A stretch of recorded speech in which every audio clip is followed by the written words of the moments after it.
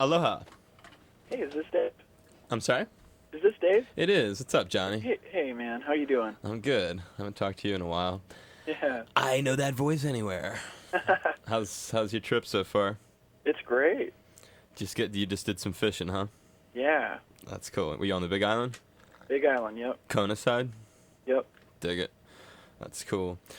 Well, thanks for being on. I'll make it quick. We're taping a thing, running it tomorrow afternoon, blah, blah, blah, blah, blah. And then at the end, I'll just get a couple IDs from you. Okay. Lovely. All right, just hang on one second, and I'll throw an intro on it.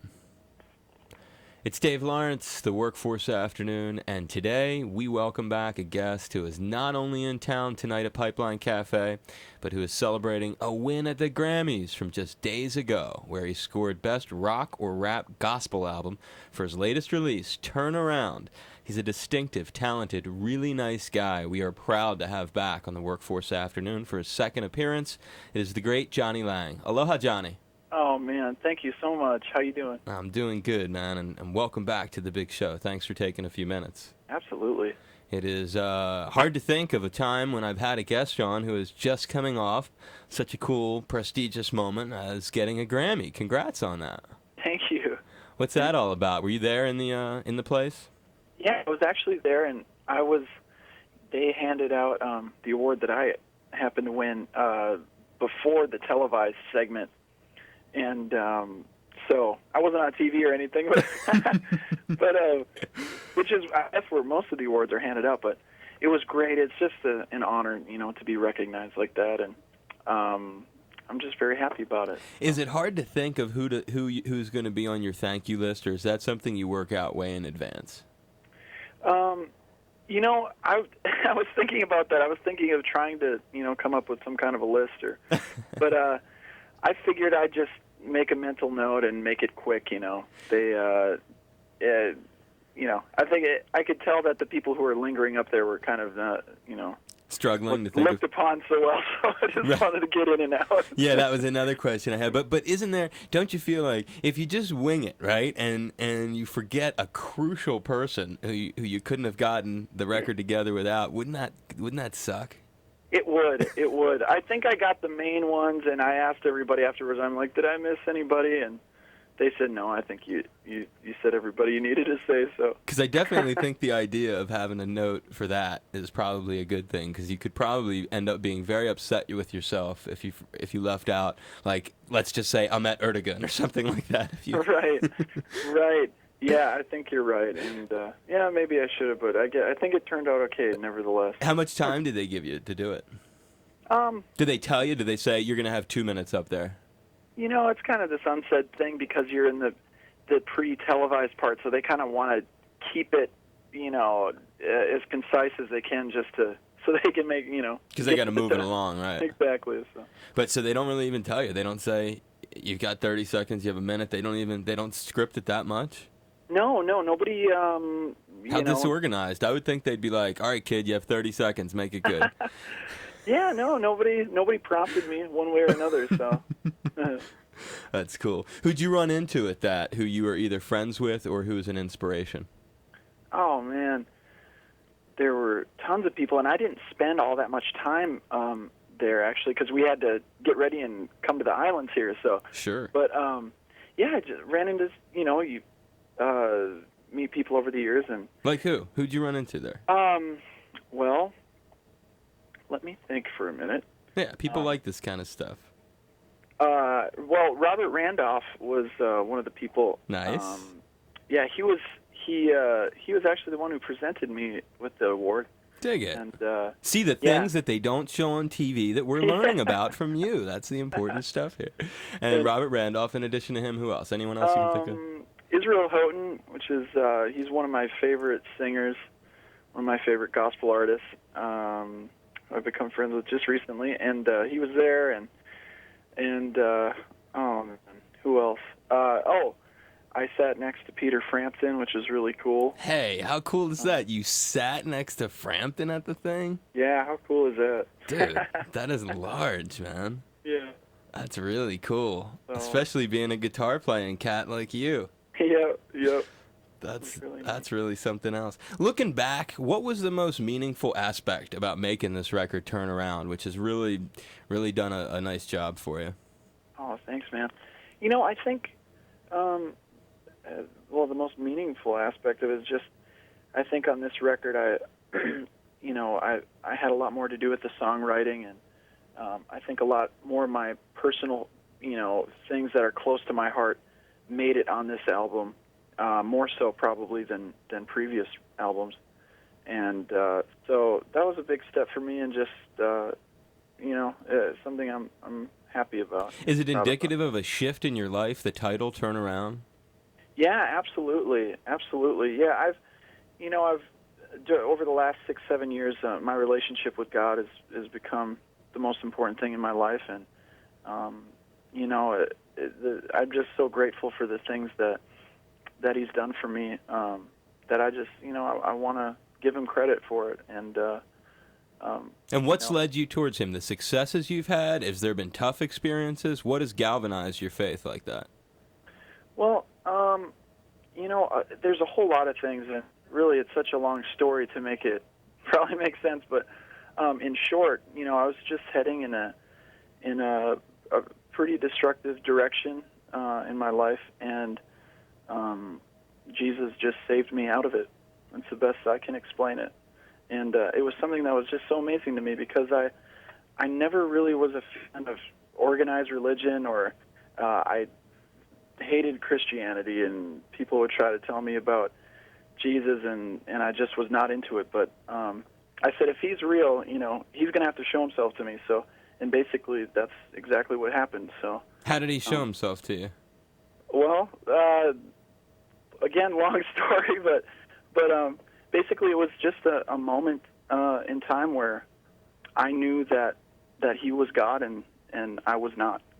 And at that moment, I relinquished control to Him. And were you thinking for a while you were God? Well, in a way, no. I didn't think I was. Just the way you said it, I just had to ask. Yeah, I should probably clear that up a little bit.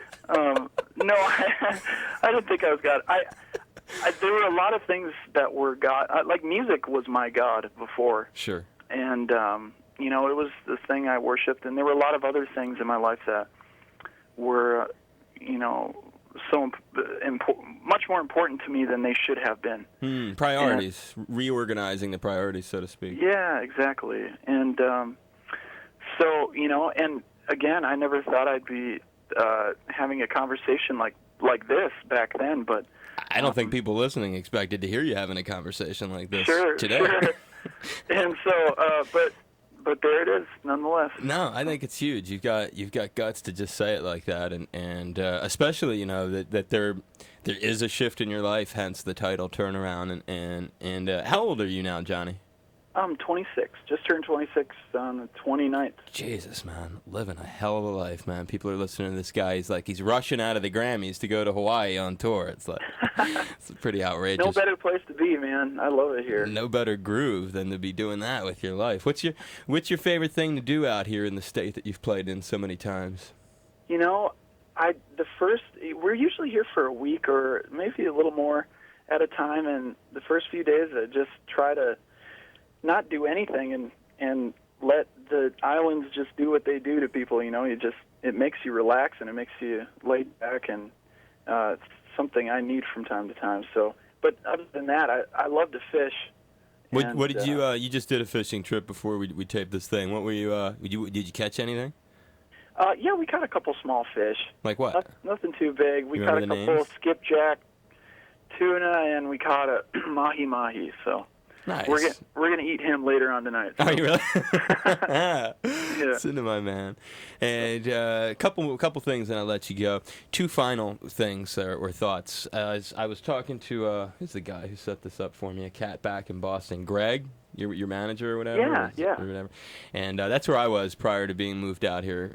And I did about almost 10 years at BCN back there before I finally came this way. And I was talking, when I saw his area code on the phone, and I was just talking to him for a while. I was like, dude, you got to get a Buzzy's roast beef for me. And he said, oh, you got to say that to Johnny. He loves Buzzy's. Absolutely, man. That's pretty incomparable right there.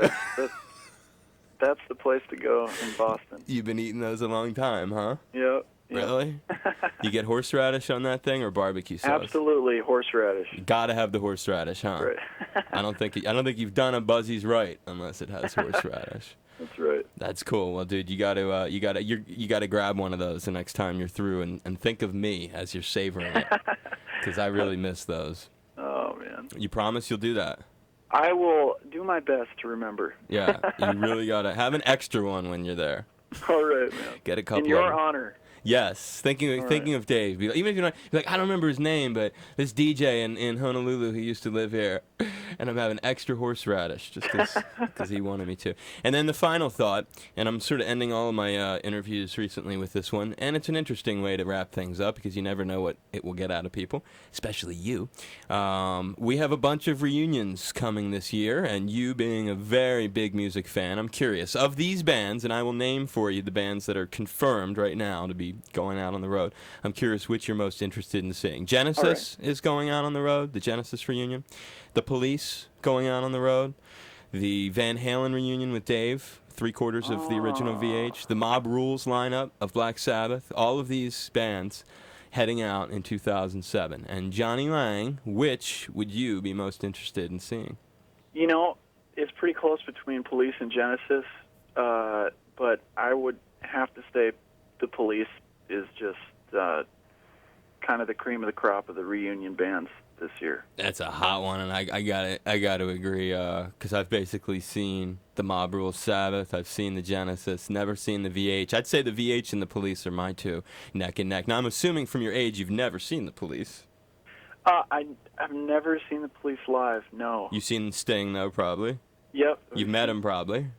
Yeah, we got to do a few shows with him, which was just amazing. So. And how about Eddie Van Halen? You ever met him? Yeah, I got to meet him one time, and was that cool? Yeah, he was so nice. You ever meet Tony Iommi from Sabbath? No. You ever meet Phil Collins?